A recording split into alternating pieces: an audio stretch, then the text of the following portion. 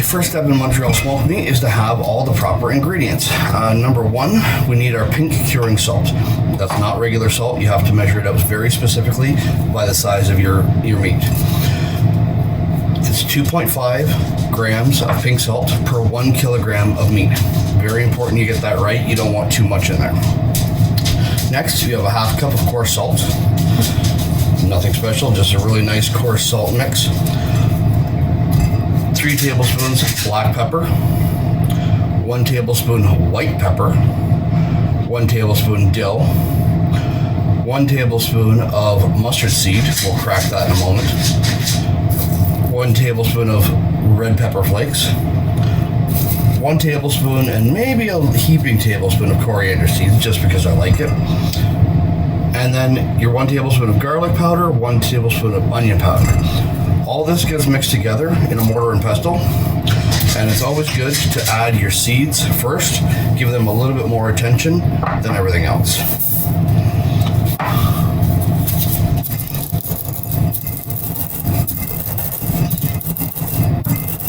There is some controversy over how powdery or how broken up they should be. I believe that they should all be cracked very well, but still kind of a very coarse consistency. That way, it still gives you a nice pellicle on the outside of the meat, and it will allow the smoke to stick to it later on.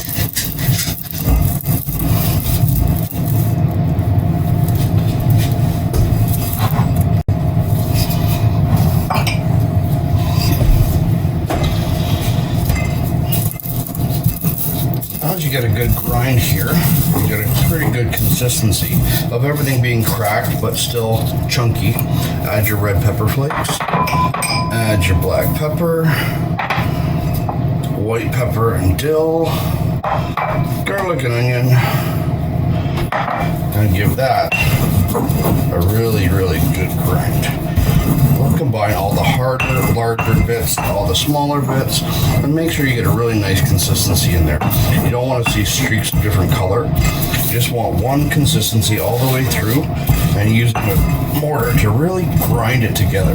Make it one whole unit. You can use this for Montreal-style spice if you just want to put it onto a steak. You can use this for any really spice that you want. Red meat, it's absolutely delicious on chicken as well. Now, once you've got a good grind there, hopefully you can see that. Once you have a really nice consistency, add your salt. The reason why I add salt last, I want to keep that extremely coarse. That way, when you put the whole thing together, you get this really, really nice mixture where you can see the salt in it. That extra bits are always going to add for more surface area, more smoke. Final step, again, pink powder. Make sure that you've got the right measurements here, because it's really where it counts. That's going to cure the meat, but that's where we have to rinse that stuff out later on. It is toxic, so be careful. It's not carried in every store. I'll show you the label here. Prague powder, number 1. This is the stuff I use because, frankly, it was what I could get. I ordered this off Amazon. It came in a week later, and this is probably enough to do me the rest of my life, but it's great to have around.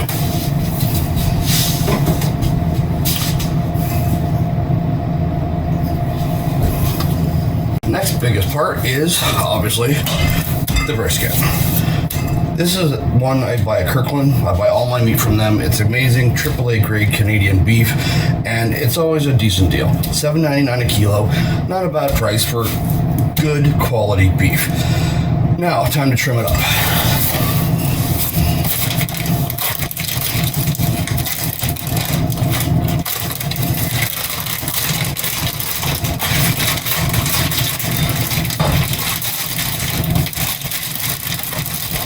When you're trimming a brisket, one of the main things you're looking for is feel.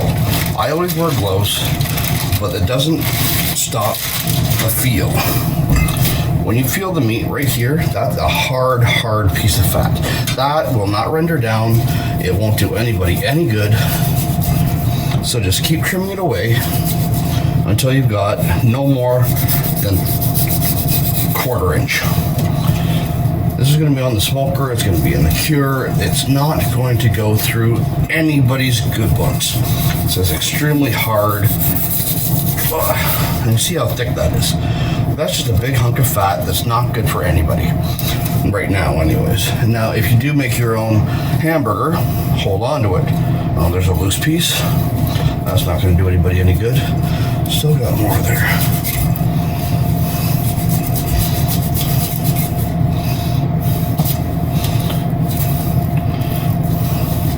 Look for any loose bits. And this here, I mean, you can get picky and go with all this, taking all these little bits off.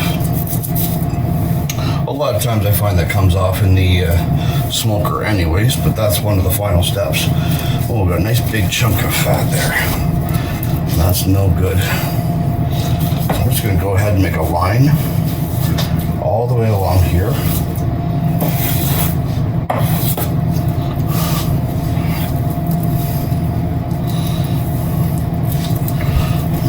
Follows it right up to there too.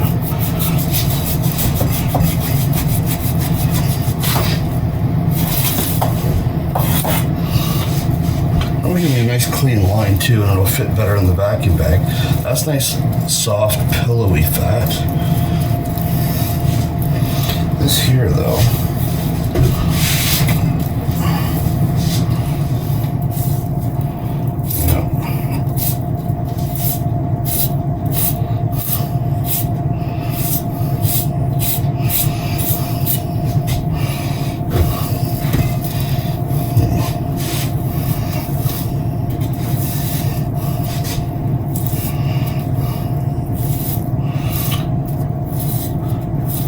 in all honesty, you could spend hours just nitpicking away at every little piece. As long as you get the majority of it off, no one's gonna bother. At the end, it's gonna be so incredibly tasty. If somebody's gonna nitpick about that, well, they don't need to be at your barbecue, do they?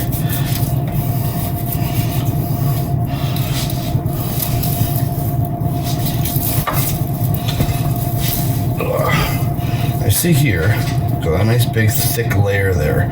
That's too much. I want the cure to get in past that. And then later on, I want the smoke too.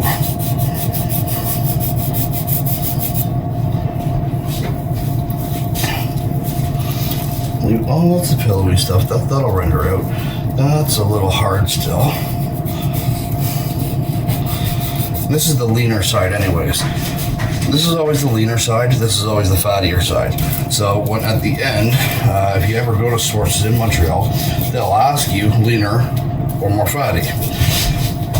But with Montreal smoked meat, the beauty is, it all tastes good.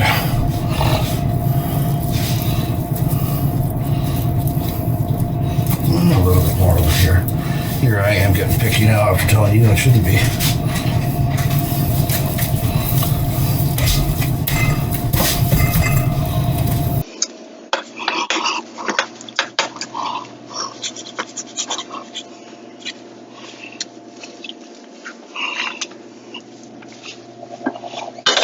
Once you've got that trimmed up, nice, then you can start adding your rub. You want to make sure to give it a really, really good coating. We've made lots, use lots. Every square inch of this has got to be covered in a good thick coating because you want that Prague powder to sink right in.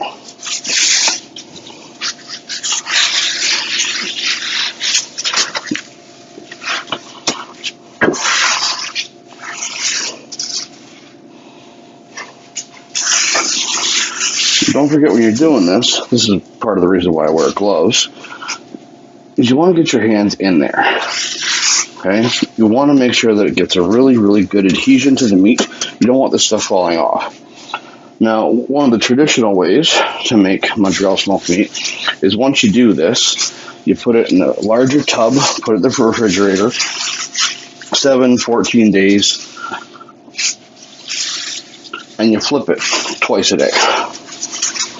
Doing this at home Not everyone has a separate refrigerator that they can cure their meat in. I got really lucky thanks to the move of a local restaurant, good friend now, named Joel, with a rustic spud. He sold me his little fridge that I can use for all my meat experiments. So what I was doing, what I'm going to continue to do, because I'm also in a little bit of a hurry, is vacuum seal it. When I vacuum seal it with all this good cure and rub in there, it's going to give me half the time to get twice the results. Okay, so now we're back with the final step for this stage. Once you can, like I said, use a vacuum sealer bag because it cuts time in half and it is a lot less messy. So, bringing over the brisket, I've already got the bag prepared. I prefer to use the tri-tip end out because it's smaller. And when you're doing a seal like this, you want to try and keep it as clean as possible. Yeah, good luck with that.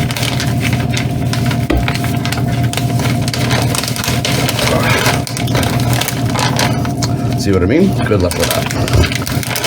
It does have its strong points. It also does have its weak points. One, getting it in, but once it's in there and sealed up, clean the bag, and smooth sailing.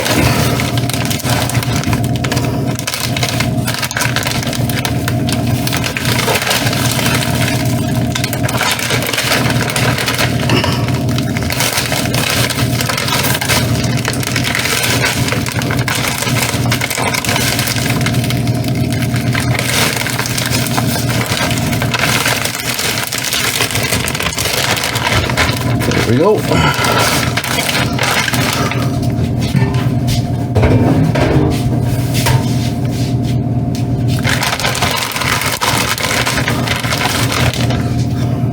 Might as well throw in some of the cure that fell off.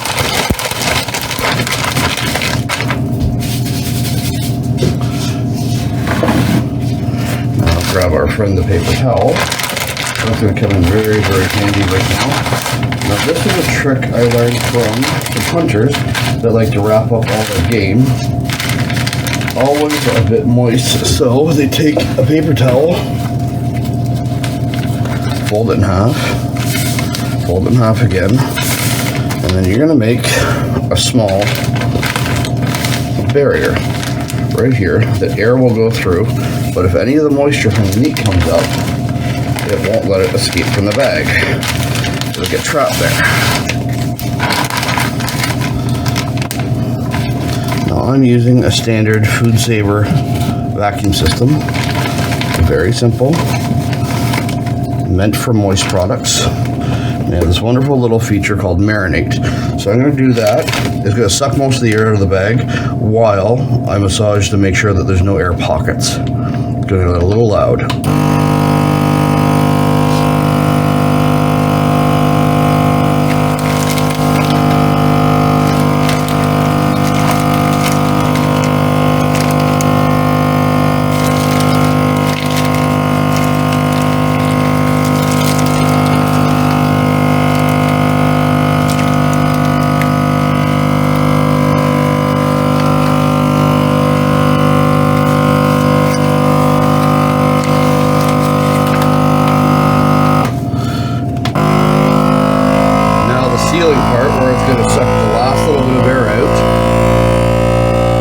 I don't know if you can see it there, but there's a little bit of moisture getting sucked up by the paper towel, and that way it's not going to interfere with the seal. I've had seals fail before, and I don't want a big piece of meat like this going to waste.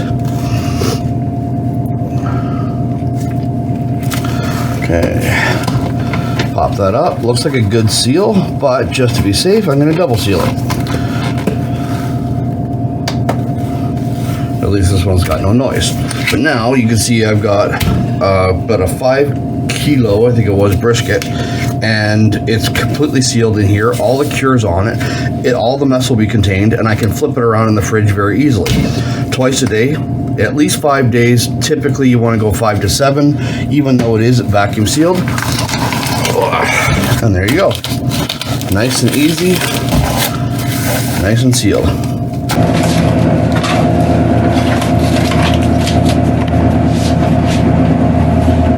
Okay, welcome back. It's been 3 days of curing the Montreal smoked meat. It's been in the fridge in the vacuum seal, so let's check and see how it's going. And don't forget, twice a day you're supposed to take the meat and flip it. Make sure that cure is getting both ways, all the way around. With the vacuum seal, you can see in the corners here, all that juice that's coming out of the meat is still being kept in the bag. Nice and clean, nice and dry, and just doing its thing. Now, this bad boy, as much as it looks so delicious and I want to smoke it right now, gotta put it back in, leave it for another few days, but we will get to smoking soon enough. Remember, flip this twice a day. Hey, welcome back. Now we've got the Montreal smoked meat out of the fridge. As you can see, it's still wrapped up, but it's got that nice red color to it now. All the juice is nice and contained. Now it's time to rinse it off. So, let's cut the end of the bag off here, into the sink.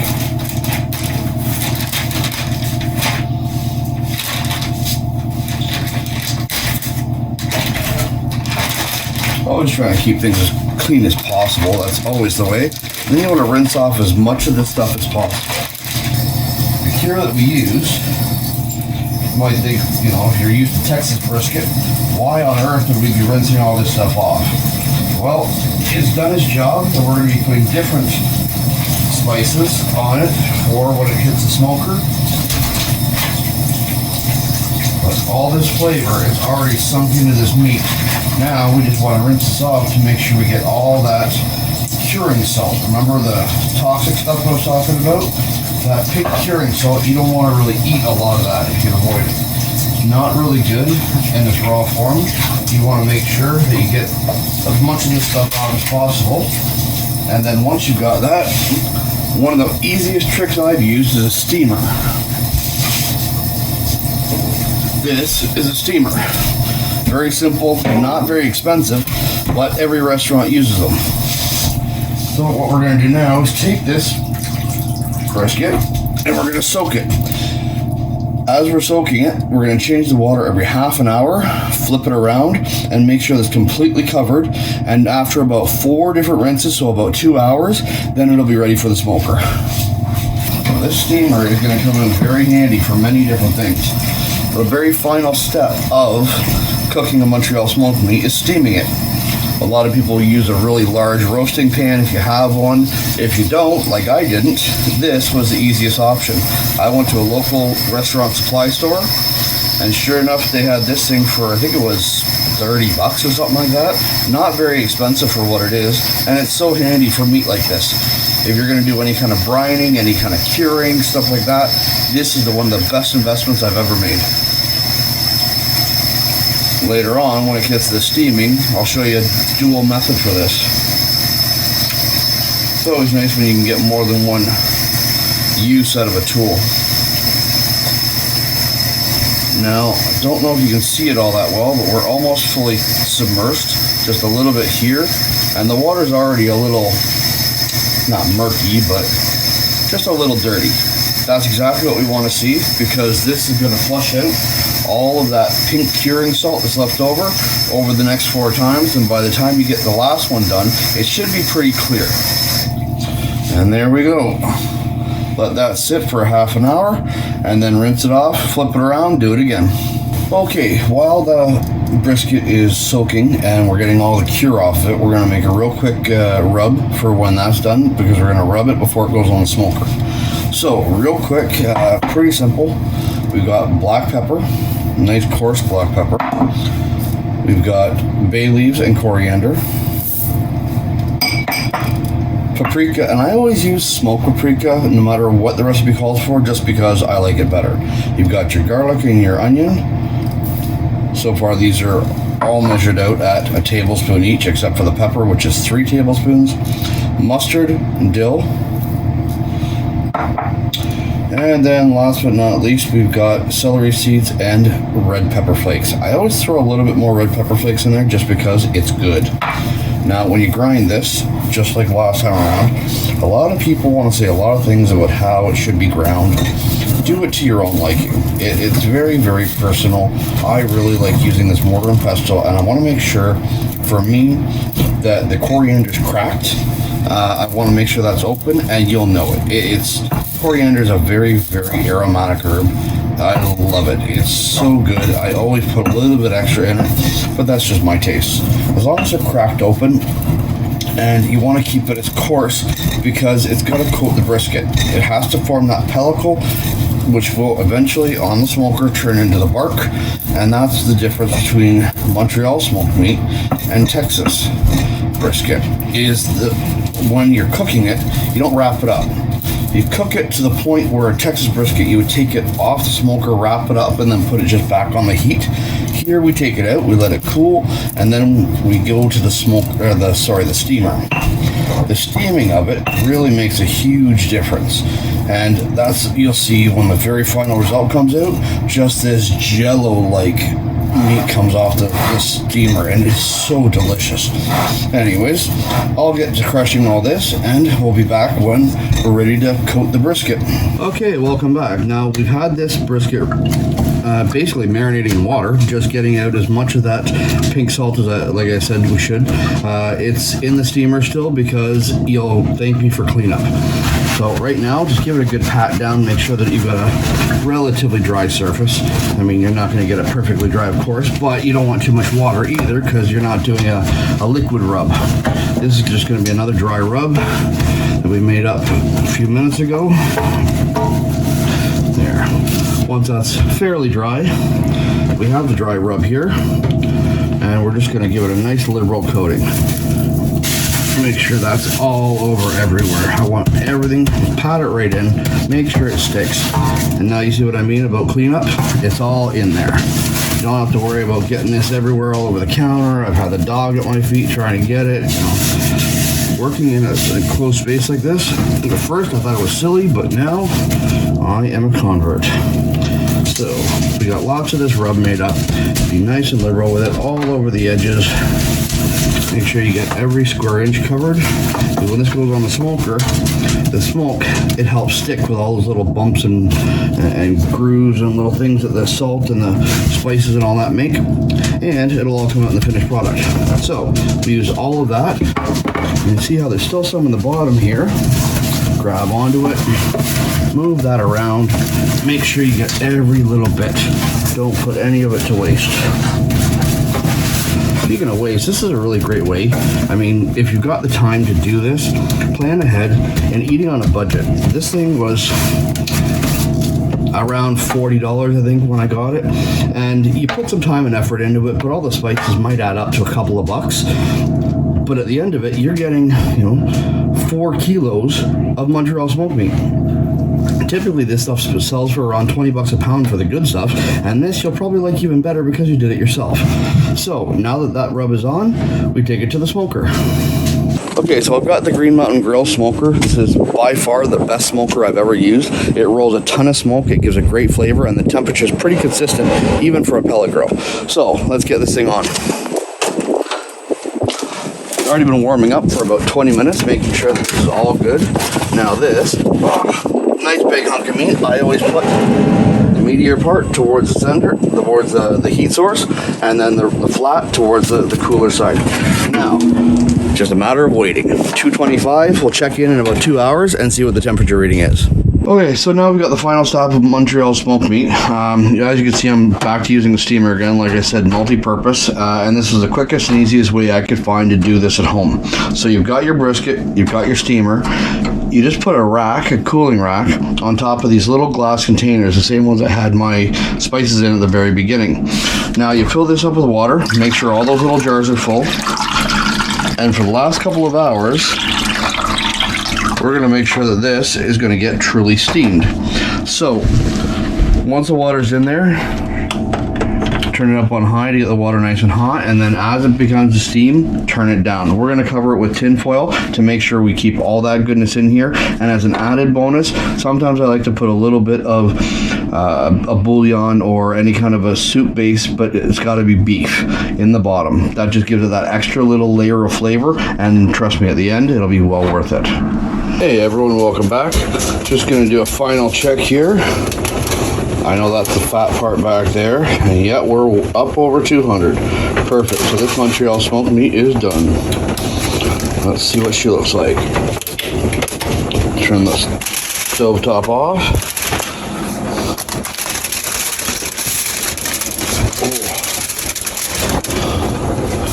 Oh, that's beautiful.